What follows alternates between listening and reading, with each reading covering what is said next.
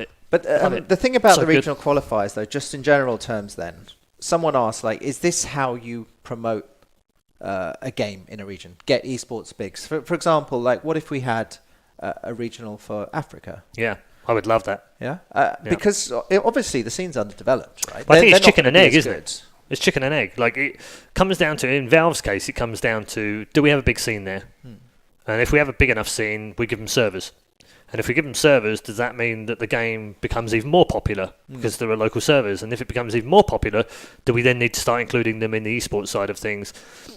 The other side of it, the chicken rather than the egg side of it, is if you gave them servers, maybe you'd get a bigger community, then maybe they'd be more competitive, and then maybe you'd have to invite them. So which way is it? And I don't have the answer to that. All I know is that I support the grassroots people, and I spent a lot of time in South Africa in the last couple of years. Oh yeah, you've done events there. I've done events down there, spoken at seminars, and really got to love the people that are involved down there. A very passionate bunch of group, and really the only difference I can see between them and say the South American region or the Korean scene in Dota 2 is that they're geographically challenged.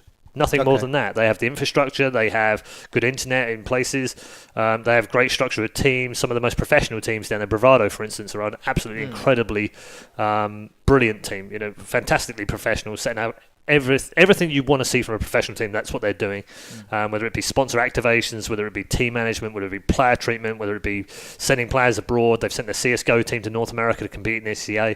So I've seen lots of really cool stuff. I've seen the sort of stuff that you and I would love to have had in the UK, right? And actually, in some ways, they're even more advanced than the UK is right now in a player level. And yet, they're not invited to anything. They're not given access to anything. They've got to fight tooth and nail to get into any esport at all, right? WESG gives them a Middle East and Africa qualifier. Well, they have to fly to the Middle East to qualify. Great, fantastic, it's not that brilliant. close either, is it? But, right, it's still hard, right? If they're playing Dota, where do they have to play to qualify? Europe. Like, that's absurd. Like, there's no way you can, like... Look, I've been on a flight to Johannesburg direct, right? 2 hours out of London, I'm at the bottom of Europe. Yeah. 11 hours later, I'm in South Africa. Like, that's the whole of the continent. That place is bloody big. It's a long way. And you can't possibly expect top players to play on that kind of ping from Johannesburg or Cape Town all the way up to Europe. It's just impossible for them to compete on an even level. So I would love to see African qualify. I'd love to see South African qualifiers. I'd love to see Ghana has a big esports following. I don't know whether you've ever seen that, but Ghana has a decent has a decent esports scene. There's lots of other places across Africa that are developing these scenes right now that we don't know anything about. Middle East as well, massively untapped market. Look at the players we have. Look at the players that we have on Liquid right now. Miracle. From Jordan, and from the Lebanon. Yeah. Well, players that wouldn't ordinarily get out of their countries to come and do esports, yet they have. They've been spotted on the ladder. How many more of those people? How many more people can we find in Pakistan, in India, in Sri Lanka? All of the countries in that part of the world haven't been given the opportunity to go into proper qualifiers. So, is it a global game? Yeah. Is it globally recognised as an esport? No.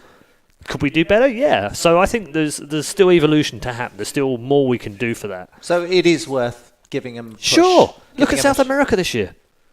Like, the improvement they've had in 1 year. Yeah. Just 1 year of being involved in qualifiers. It was such a competitive qualifier. Absolutely. Yeah. And they can compete now. They've gone across, and we saw Payne go well at ESL1 Birmingham, and you see what they do when they do well, right? The crowd reacts to them. They're underdogs, sure, but they're getting behind them. Infamous have done okay at tournaments as well. So it slowly but surely, sure, they haven't won an event and they haven't won anything big or even a minor, but they're getting better. Their progression from, basically bottom of the group 12 months ago to not winning a single match to actually making some semi-finals this year. Yeah, they're a threat now. I think if you draw them, you're probably not. We don't want them in best of ones. Trust me, you don't want to play these guys in best of ones because they're freaky. You have no idea what they're going to do. Yeah. It is exciting, though. So I want to see the next. I want to see that next team. I want to see, Mongolia, for instance, has a great CS team. Where's their Dota team? China's fantastic at Dota, but where's Vietnam? Where's the Philippines? Where's Singapore? Where's Malaysia? Where's Indonesia? Where's Australia, for that matter? Where's New Zealand? Where's Sri Lanka, India, Pakistan? Where's the Middle East, Jordan, Saudi Arabia? Where are these players? Because their players are playing the game. Yeah. So why don't we see esports teams? Yeah. Because we're not giving them qualifiers, because we're not giving them an opportunity.